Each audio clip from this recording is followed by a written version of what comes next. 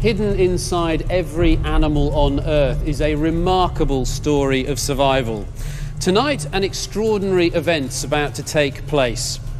A team of leading experts are going to explore the inner workings of arguably one of the most iconic animals on Earth, the elephant. In this series, you'll see natural history as you've never seen it before, from the inside out. Just as you lift the bonnet of a car to find out how it works, we'll delve under the skin of these magnificent beasts to look at their unique anatomy and reveal the secrets of their evolutionary past. Richard Dawkins will show how anatomy provides proof of natural selection. Evolution produces almost perfect design, the illusion of design. It looks exactly as an engineer might have done it. Biologist Simon Watt will see how his own body matches up to the animal's adaptations. 42 seconds, pretty feeble even by human standards. And I'll be seeing these animals in action. When they're moving, it almost seems like they're running in slow motion. Join us as we go deep inside the elephant.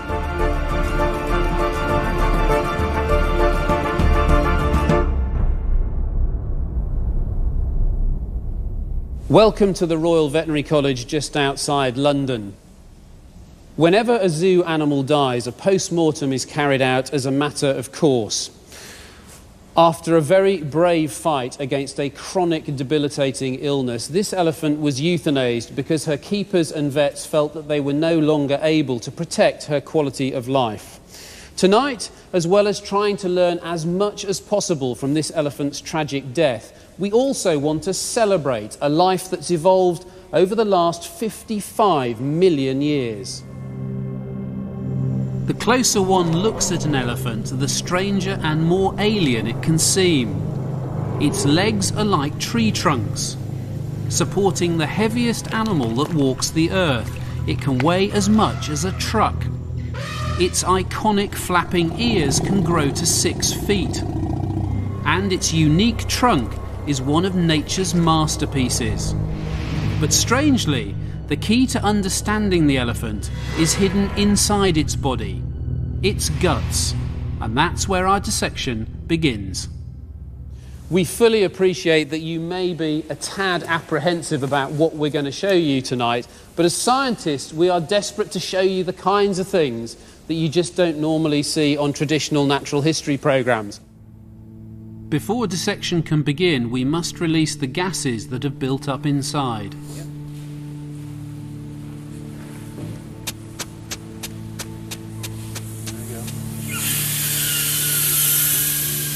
Elephants' guts produce 2,000 litres of methane a day. That's enough to fill a weather balloon.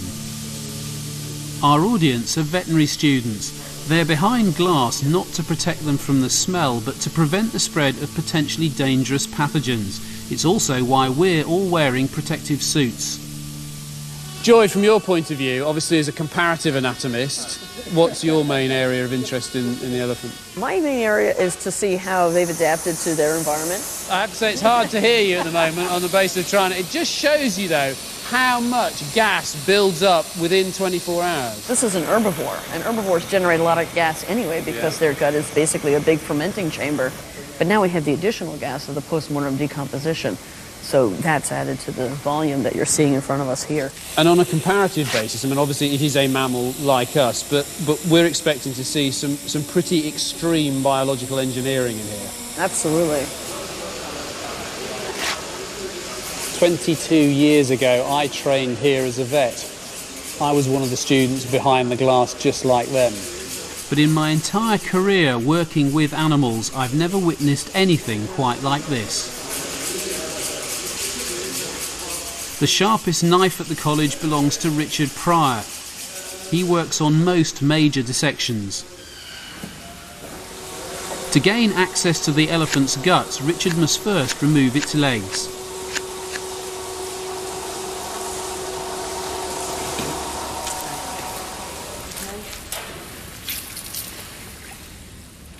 While he's doing that, let me tell you a little bit more about Joy Reidenberg. She loves gross anatomy and specialises in large animals.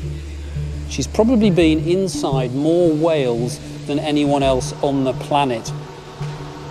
And what never ceases to enthrall her is comparing anatomy across the animal kingdom.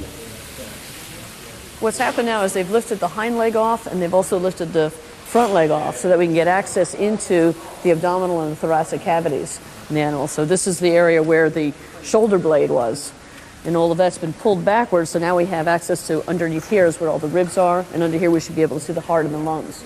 On the other side, the hind leg has been lifted off, and so now what they're doing is taking the skin off so that we can have access to the abdominal area where the intestines are. I'm absolutely gobsmacked how heavy this skin is. It is amazing. It's amazing. In fact, it's like tough you armor. can almost not hold on to it. I mean, it's difficult. It is heavy. To carry Very the weight. heavy. I think most people see an elephant as such a large animal, they assume it's a fat animal, but it's really not a fat animal. And it looks fat because it's got a very big abdomen It is full very, of very fantastic... spherical, but it's really It's its not. digestive system gives it that appearance, isn't it? Yeah. Which we're going to look at. Which is the next part of the procedure. Richard, hold yours. Okay, you can see the ribs nicely there, can't we? And you can begin to see now that the body wall is actually made up of a number of muscle layers. And you can see 3 of them here, 3 separate muscle layers. The muscles running in different directions to give that extra support, so the muscles won't tear in any one direction. You've got that cross support. Here we are. So you're now into peritoneum now. Yep.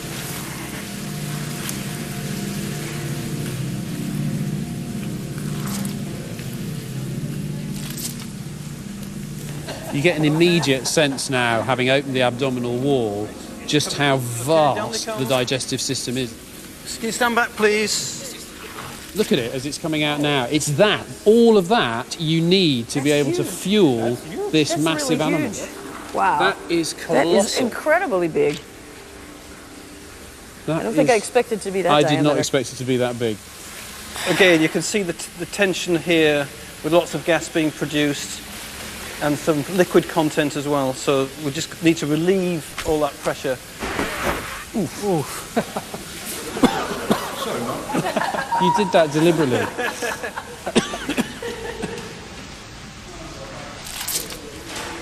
So we're looking at here is the omentum, which is a fine tissue that holds all the blood vessels that are wrapping around the gut in this area.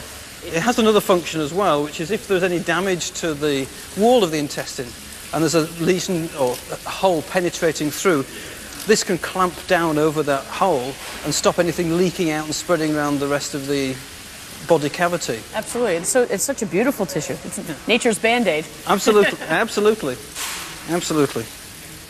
With the guts released, the team can now start untangling the intestines. Still warm. Let's take this one up this way. This one. It is important that we can try and separate this out so we can look at the different parts of this digestive system to see how the elephant manages from its plant food to get what it needs to be able to fuel this massive body. And isn't it incredible to be able to fit all this lot on the floor inside that body cavity? It is absolutely extraordinary. Take your pick, Richard. But we've got to try and orientate now. This should be the rectum. Yeah, that's That's the rectum. That's the rectum. While the team gallantly try to sort out the orientation of the digestive system, let's take a look at this giant eating machine in action. Earlier this year, I went out to South Africa to find out what elephants eat that actually requires such massive guts. Park Ranger Percy Ramagama has taken me as close to the elephants as is safely possible.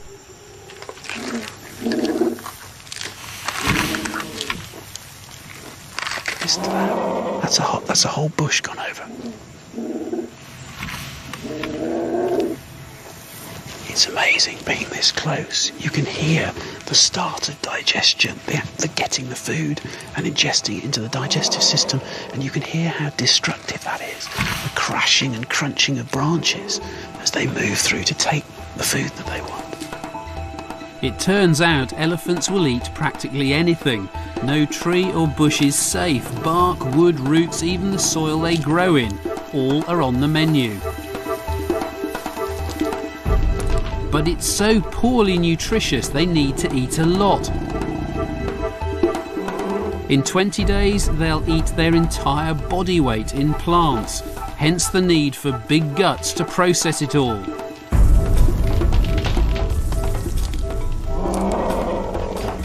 Let's go back the wind is stable now. It's gonna just go around. Okay.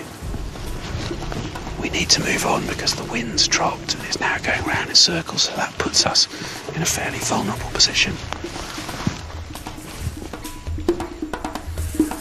Finally, we've managed to get the digestive system laid out. So let me take you on a little journey that this elephant's food would go on when it's eating and when it was alive. Now, this elephant would have been fed a mixture of hay, but also things like fruits and so on. And obviously, that would go in this end and be macerated and chewed up by its incredible teeth, which we'll look at later. It would then end up in here, in a sac, which is the stomach, very similar to our stomach, that's connected directly to all this pipe work here that is the small intestine. This is where the kind of easy stuff to digest is digested, to get lots of energy out of its food that's quick and easy to harness.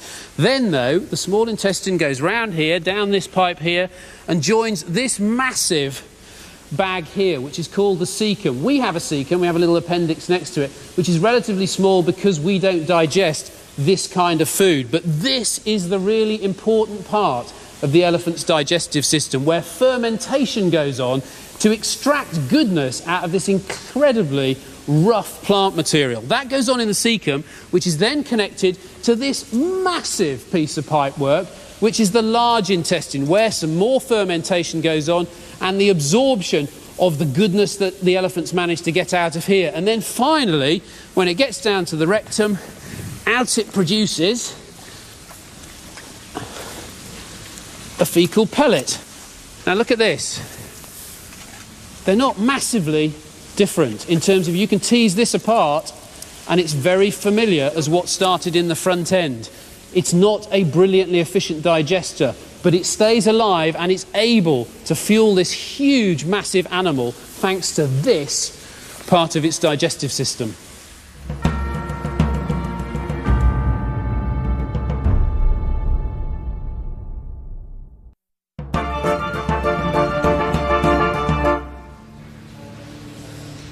Welcome back. We've been taking a close look at the elephant's amazing digestive system, and we know it has to consume a huge amount of food to stay alive and fuel this big body. As we dissect this animal, we want to piece together its evolutionary history.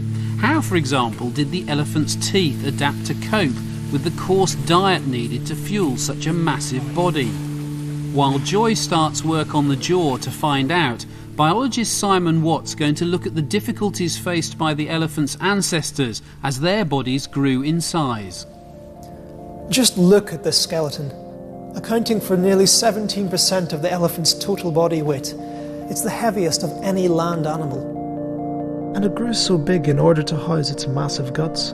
But that size produced a problem for evolution to overcome. How do you reach food on the ground? There were different solutions on neighbouring branches of the Tree of Life. 23 million years ago, Gomphotherium came up with one answer, increasing the length of its lower jaw to bring the mouth to the ground. And Ambulodon modified its lower jaw to dig with its shovel-shaped tusks. But this cumbersome lower jaw began to shrink on one branch of the Tree of Life, leaving behind a long nose to grub for food. The result was a group of animals we know today as elephants. To cope with so much rough, fibrous food, the elephant's mouth evolved in an extraordinary way. Okay, what we're looking at right now is the lower jaw of the elephant. And right here is one of the really large muscles that helps to close the lower jaw. This muscle attaches at the corner and it pulls all the way up to this bony process right here. These are massive muscles and they generate a lot of heat because this animal is chewing all the time.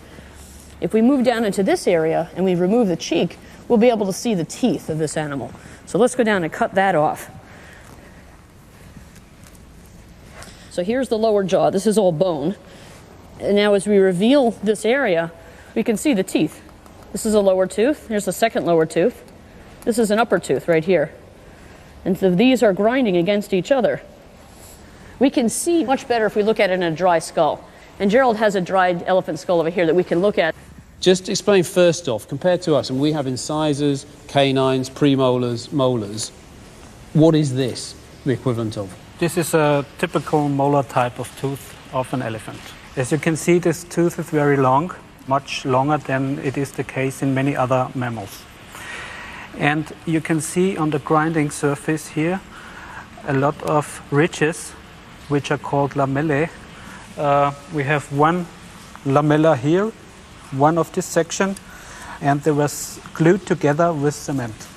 Okay, so you couldn't store 6 of these teeth in your skull from when you're born. So you start off with a very small version of the tooth as a lamella. As that grows, it grows bigger, longer, and then glues them together in the jaw. It's like a conveyor belt.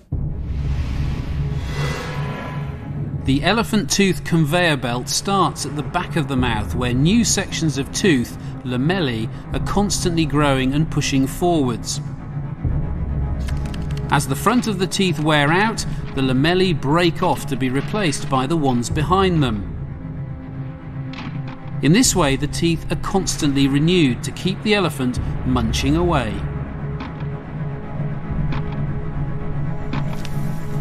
Male elephants also have enormous canine teeth, their tusks.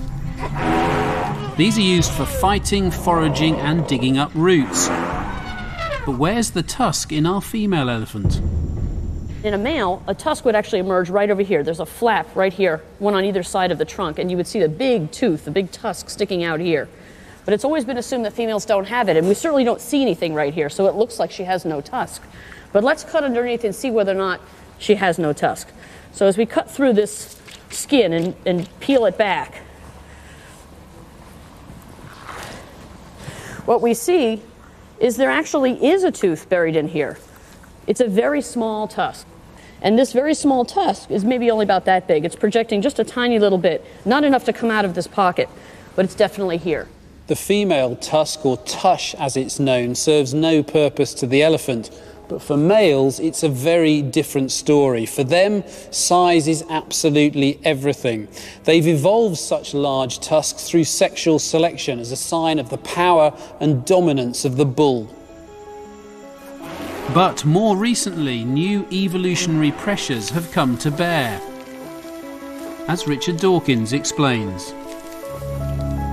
During the time when humans have been hunting elephants for ivory, there's a significant trend to get smaller tusks.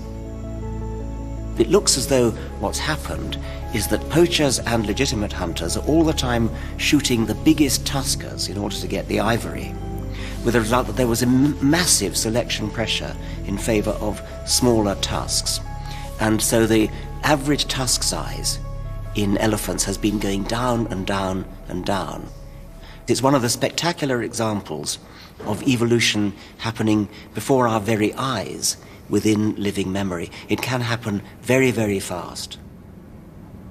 The thing that staggers me is if this is 10 kilograms and this is a small tusk, in an adult African male, you could have a tusk that's 100 kilos, 10 times the weight of that, sticking way out.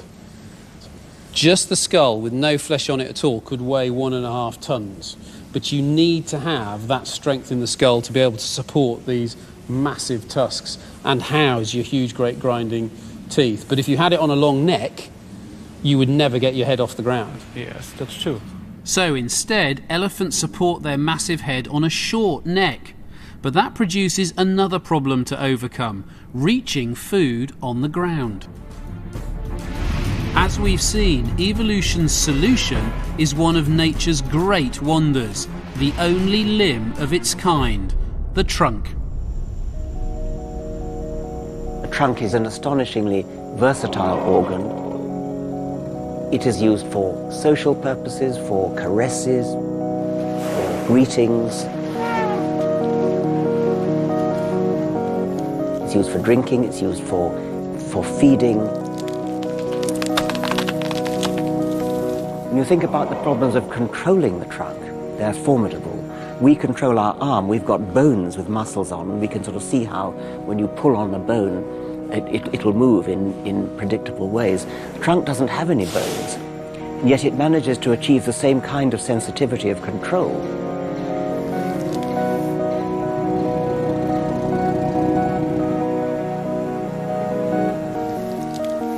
How it achieves that control is the next revelation from the dissection.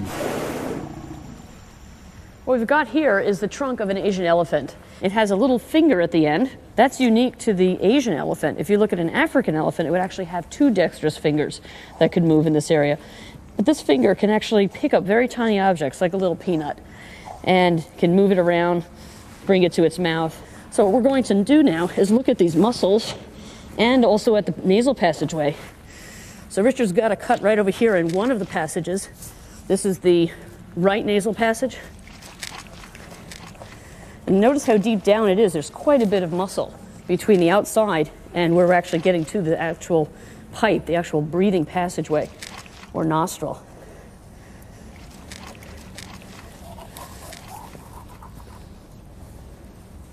So what we're looking at now is the tip of the nostrils, two nostrils at the end of the trunk. And if we open one nostril here, this is the right nostril that's been cut, we can see that passageway as it runs the entire length of the trunk, all the way up to the skull, where it enters into the skull. So this is quite a lot of volume that this trunk is holding in here. And so what we're going to do is look at the muscles right now. So here are the muscles that are surrounding this trunk. We have some that are running longitudinally along the length of the trunk. And as they run along the length of the trunk, those on top are the ones that are going to lift the trunk up. Those on the bottom, they're going to lift the trunk down. We have muscles on the side that can bring it to the right and to the left. And we also have muscles shown here in cross-section that are actually running circumferentially around the perimeter of the trunk, and they can regulate the volume of that space by contracting it down, and some that are radial that can actually pull out and open up that space and make it much wider. So how did the elephant get its trunk? Rudyard Kipling's version of events in Just So Stories is still enjoyed today, even by evolutionary biologists. I love Kipling's Just So Stories, O Best Beloved, but they are shockingly un-Darwinian. You know, the elephant got its trunk by being pulled by a crocodile. Of course, that isn't how it happened. Natural selection works in a totally different way. So it's nothing like being pulled or pushed from outside. As for what the actual selection pressure, what was the advantage of having a long trunk? Well, one possibility is it's something to do with drinking. There were other reasons why elephants became big and tall, reaching the tops of trees, for example, like giraffes. And like giraffes, that raises problems for drinking. In the case of the giraffe, the whole head has to go down, and that means the head has to be small. Elephants did it a different way. They keep the head large, which has some advantages, and they then have a long pipe leading out of the head, which is the trunk. Even though we now understand how the trunk works, its fine-tuned dexterity never ceases to amaze. Elephants can throw darts and even paint pictures.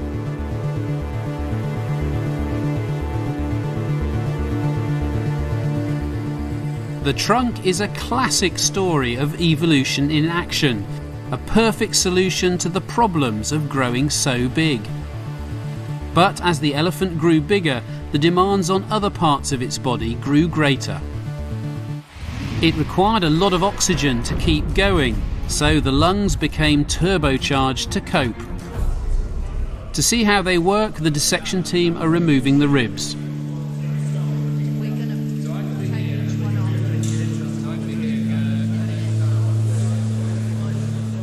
Been a tough old job because the lungs themselves are actually stuck to the rib cage. And with John Cracknell, who's a really experienced elephant vet, John, if I saw that in a post-mortem of any other mammal, I would think I was looking at the cause of death. But this is normal for an elephant. You're correct there, Mark. This is completely normal. This is the lungs here. In most other mammal species, what you'd expect is there's a space between the ribs and the lung surface, and it's called the pleural space. In the elephant, that's completely different. You can see here how it's attached to the ribs by this fibrous tissue, which has been trimmed away elsewhere. And the actual fibrous tissue is here, and as I lift it up, you can see the lung tissue adhered to the underside of this, which would be attached to the rib, if you imagine that as my hand.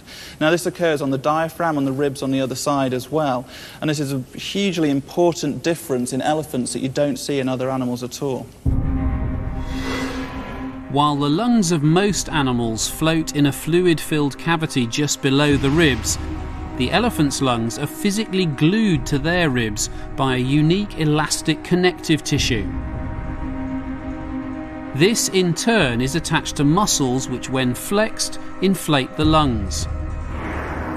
No other mammal breathes like this, so it must have evolved for a reason. Why has the elephant ended up with this system? The honest answer, Mark, we don't know. But there's a lot of theories on that. One of the original ones in the sort of 70s was that it was an adaptation for being able to suck water up into the trunk. So the pressure's generated in that. If you try sticking two hoses up your own nose and sucking water up, it's very, very difficult. However, new current thinking, looking at evolution, it looks like the elephants adapted from marine mammals, and this is actually an adaptation to being able to swim and snorkel. If you imagine when you're snorkeling in the sea, you're kind of on the surface of the water and you've got the small tube about sort of sail long, and there's a bit of resistance there. Imagine you're an elephant and you have a sort of 2 metre long trunk, and then you're submerged much further down with a lot of water pressing on you. You need a lot of force to be able to open that up, and I think this is what it's for. It's thought elephants may have evolved reinforced lungs to withstand the extra pressure of snorkeling so deeply underwater.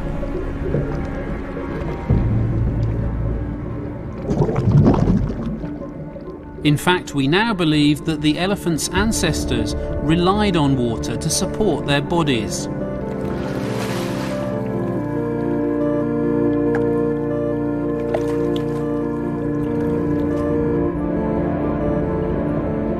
Even today, elephants are at home in the water, thanks to an evolutionary adaptation in their distant past.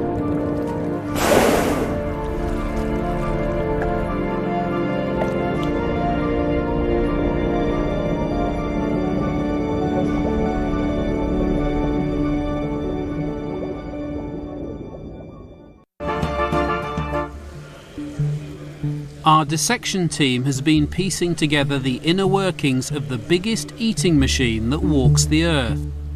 So far we've seen how its trunk provides a constant stream of food, how its grinding teeth break it all down, and how its guts expanded to cope with this relentless diet. But being so big has its downsides. On the inside, the guts generate vast amounts of heat as the food ferments, while on the outside the elephant's skin absorbs heat from the African sun. It's a wonder they don't suffer meltdown, especially as elephants are not able to sweat. Scientists in Africa are trying to work out what's going on. I was looking forward to meeting one brave researcher who's managed to persuade elephants to swallow thermometers to see how they get rid of that heat. It's a tiny little device that's called an eye button. So in here is the ability to actually, there's a thermometer essentially, an electronic thermometer. Yes, there's a little thermistor that records the temperature. It's coated in wax, and that's attached then to a 20 centimetre ribbon. It's so that we can find it easily in the bolus, in the dung. And that gets coated in a little bit of chocolate. So it's a little bit of a treat, and they get a little chocolate truffle. You still haven't got it in the digestive system though, Not yet, and that's no. the bit I'm interested in.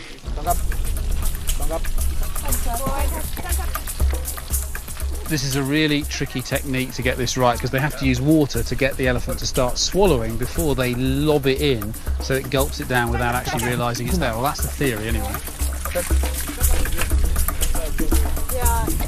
It went in. So hopefully now we'll just wait a couple of hours to a couple of days, and hopefully it will come out in the feces.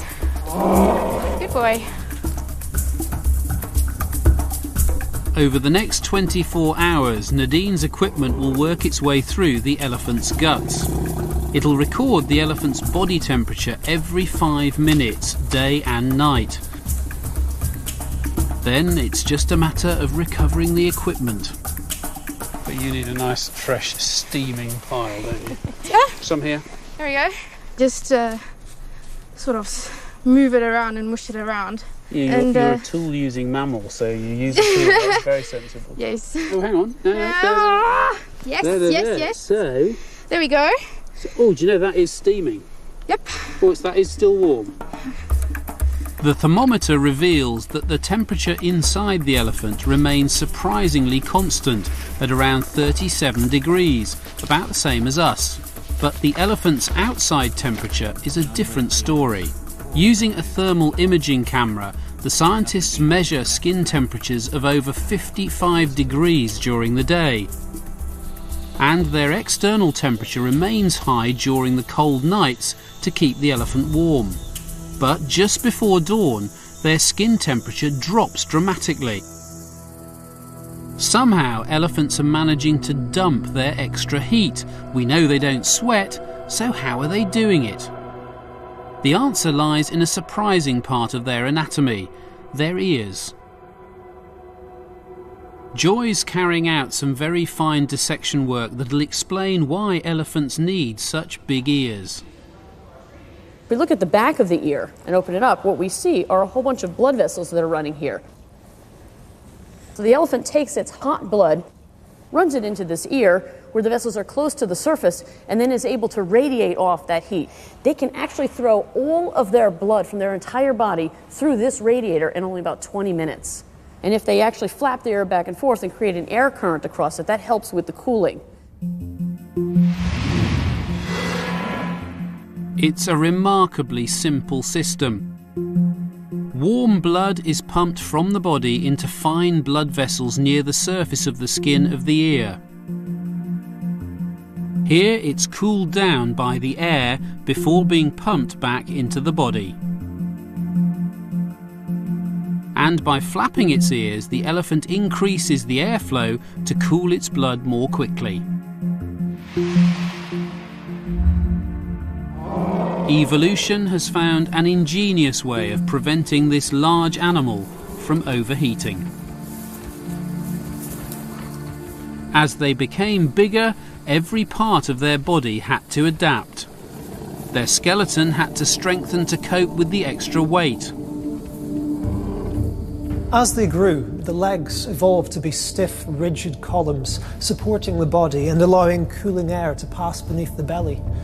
The ribs and the chest became more barrel-shaped to contain the massive guts, while the backbone grew to be quite robust, allowing you to hang the entire weight, the entire body from it as a sort of arch, a bit like a suspension bridge, while the neck became shorter and shorter, moving the head closer to the front limbs and better able to support it, while the head grew to be massive to deal with the volume of food that they were consuming.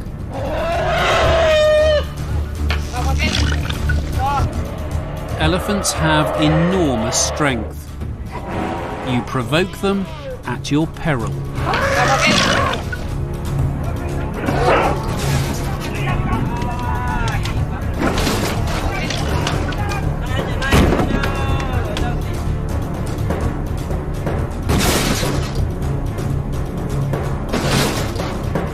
If panicked, they can run you down. How they support and move their massive weight is the next part of the puzzle for the dissection team. Imagine how your legs and feet would feel if you were forced to stand up for the whole of your life. Well, that's exactly what elephants have to do. But here's something to reckon with.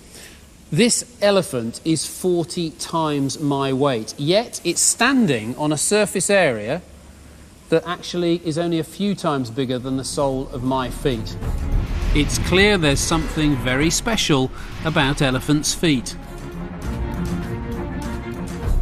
John Hutchinson is an expert in animal locomotion here at the Royal Veterinary College with a particular interest in elephants. That's right. Yep. How do these incredible animals manage to cope with the challenge of carrying around so much weight just on 4 legs? Real bone, including elephant bone, is made of 2 kinds of materials. It's a composite. And we can do an interesting preparation here where we soak a normal mammalian bone in acid and remove the mineral component from the bone. And that's what we've done. What you'll see, if I apply just a little bit of load to this bone, is that it's remarkably compliant, it's remarkably bendy. In contrast, this is the same bone from a similar species, and bake it at really high temperatures, and that will remove the organic material, so we're just left with the mineral component of bone. And that bone is really, really brittle. And you can see right here, I can break it right away. So an elephant, just like any other mammal or other vertebrate, has a skeleton made of both flexible and rigid mineral and organic materials. Okay, I understand that, but how are the bones actually arranged in the leg? Elephants support their weight by having large muscles, but also by having nice, strong bones, and by holding all that together in a pillar-like system. You can see here, for example, this is a cross-section we've taken of our elephant tibia or shank bone, and you can see it's quite solid here. You can knock on it. There's no marrow cavity in the middle, there's no empty space, and this is a very strong way of building a bone for handling compression, lots of weight on the bone. Elephants can weigh up to 12.5 tons, and their legs have evolved to support that weight. They spend their entire lives on their feet. If they lie down, they can suffocate. Yet when they want to, elephants can move surprisingly fast, reaching speeds in excess of 20 miles an hour. This produces potentially bone-shattering forces. So how do they manage to run? We all know that when animals like horses want to move fast, they change gait. It's just like a gear change in a car. It's a matter of efficiency. Avignon here is going to demonstrate some of the different gaits. At the moment, she's walking. She's always got 2 or 3 of her feet on the ground at a time. As she moves faster, she starts to trot. Her legs are moving in diagonal pairs. She's airborne for a brief moment. If we speed up even more, we get to the canter. Her feet are off the ground for even longer. If she goes any faster, she'll eventually go to a gallop. The question is, when elephants run, how do they change their gait? When an elephant wants to go quickly, it'll switch to its running gait, which can go easily 10, 15 miles an hour, maybe faster. But John's sure that something else is going on. So, borrowing a technique from the motion picture industry, he films them with a high-speed camera.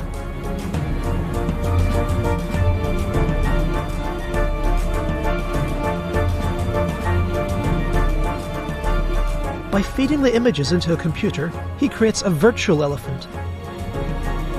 The results reveal that there is more to the elephant's foot than meets the eye. It's using the limbs like pogo sticks to compress and rebound with each step and vault the animal upwards.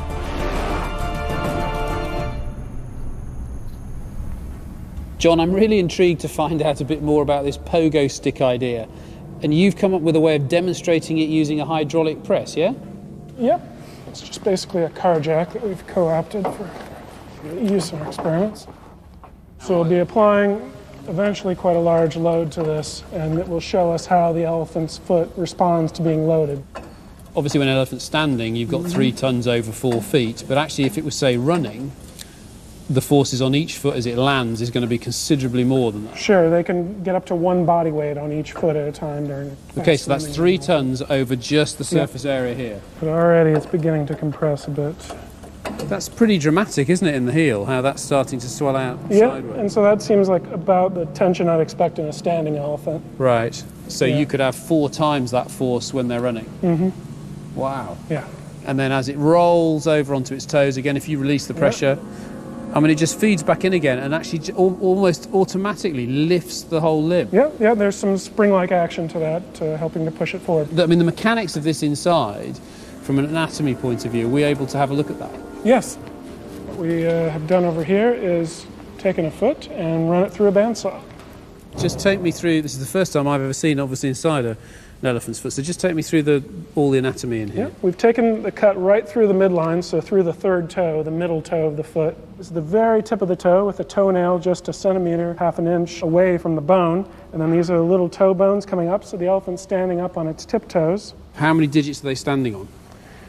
They're standing on 5 toes. So they are standing on 5? Yes, okay. Yeah, exactly. Just like all mammals, elephants have 5 toes. In fact, the whole foot is remarkably similar to ours, right the way up to the ankle joint. But it's beneath that joint in the elephant's heel where the magic lies. What dominates the bottom of the foot is this massive structure, which we call the fat pad or the digital cushion. And that's just like your heel pad. If you touch your heel and push it, you'll feel that there's a squishy tissue in there, and that's what elephants have. It's just like kind of walking on high-heeled shoes, except those high-heeled shoes are made of fat. Okay, so when it's walking, then it lands like that. It lands like that, well, about there. Yeah. Rolls over to a flat foot, and keeps rolling, pushes off with the tips of its toes, and the fat pad springs back. As the heel spreads out, it absorbs the weight of the elephant and is primed to coil back like a spring, propelling the elephant forwards again. It's a perfectly built shock absorber, trainers for elephants. Evolution has certainly granted the elephant everything it needs to support its massive body. But of course, even the best designs can fail. We know from this elephant's history that she was becoming increasingly lame. In the final part, the team will investigate why.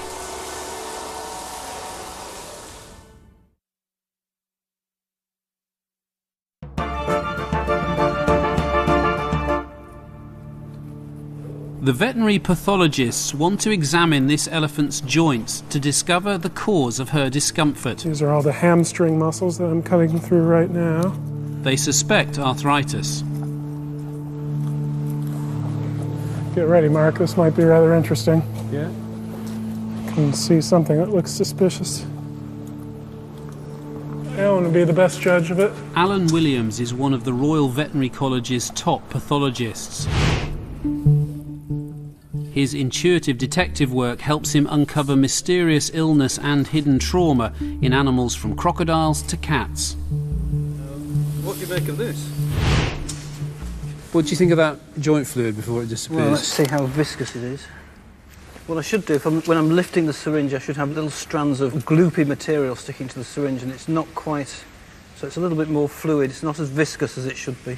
So part of the process of the degeneration and arthritis of the joint, you get more watery synovial fluid? Absolutely. The nature of the fluid changes. Just take us through, Alan, the bits that you're seeing here, because it is dramatic.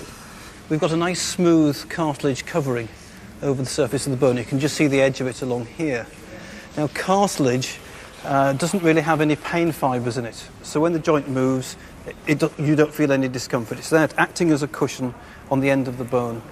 Now, in this elephant here, the cartilage has started to erode away quite dramatically. And when the cartilage wears away, the bone underneath has pain fibres in it. And so when the cartilage is lost, you're now rubbing bare bone onto another surface, and that hurts. So in terms of if you did the comparison with a human, if you had this kind of level of arthritis, it would be that painful, that debilitating, you'd be talking about an artificial knee replacement. When it gets as bad as this, because we have erosions on both sides, so the outside and the inside parts of your knee, top and bottom, this is really quite severe. And so this is just going to get worse and worse and worse. And we know this elephant has been in discomfort for a while. This kind of evidence absolutely vindicates the decision by the vets and keepers to euthanize this poor elephant, because quality of life when you've got this degree of arthritis is unbearable to think about. I wouldn't like to think of the pain this elephant, or discomfort this elephant had every time it tried to put a lot of weight through this leg. And in fact, we believe that towards the end of her life, she was beginning to favour some of her putting her weight on other legs rather than this one. And at that point, the vets and the keepers really knew what the time had come. The dissection has uncovered the pathology that led to this animal's death. But it's also helped us appreciate the evolutionary history of this giant. To get enough food, they need massive grinding teeth.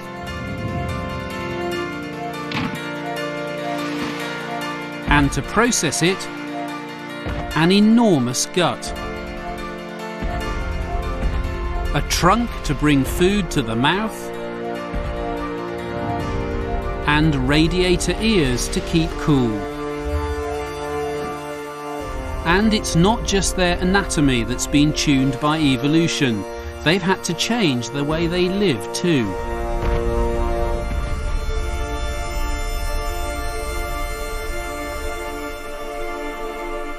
To get enough food, elephants must roam vast distances. They must remember their route and stay in touch with other family members. To achieve this, they've developed brains larger than any other animal that walks the earth.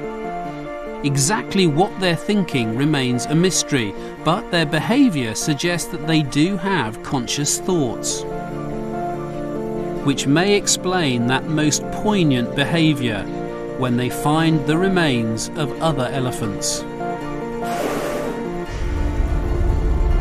They quietly caress the bones, sniffing them, turning them over as if trying to identify the dead. Besides us, they're the only animals known to ritualise death. Our post-mortem and dissection have confirmed beyond doubt that the very difficult decision that was taken to euthanize this elephant was absolutely the right call. But they've also made a significant contribution to our scientific understanding of how these mighty animals are built. There's no doubt that as the largest land animals on Earth, elephants push biological engineering to the absolute extreme. I really hope that what we've shown you in this programme helps you appreciate even more just how amazing elephants are. Next week we'll be battling against the elements as the team dissect a whale. It's an incredible hailstorm, it really hurts on your face. Joy will uncover its evolutionary past, and we'll see why this animal's closest living relative is the hippo.